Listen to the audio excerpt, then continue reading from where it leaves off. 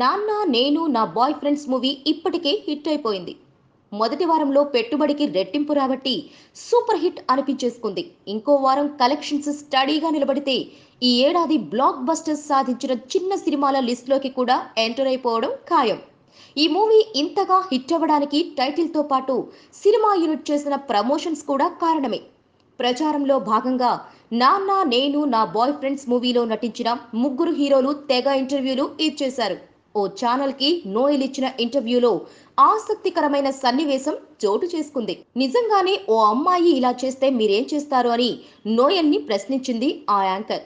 దీనికి నోయల్ ఇచ్చిన ఆన్సర్ దిమ్మ తిరిగిపోయేలా చేసింది. నాకు ఓ 100 మంది గర్ల్ ఫ్రెండ్స్ ఉన్నారు. నన్ను పెళ్లి చేసుకుంటావా అని అడిగితే నువ్వేమంటావు చెప్పు అంటూ నోయల్ అడిగేసరికి ఆ యాంకర్కి లైవ్లోనే చుక్కలు కనిపించాయి. మొత్తానికి నవ్వుతో కవర్ చేసి ఈ సిచ్యువేషన్ని కవర్ చేసింది. కానీ నోయల్ స్పాంటేనియస్ రియాక్షన్ మాత్రం అందరినీ ఆకట్టుకుంది. Please subscribe. Hi, it's me Purna. Please subscribe.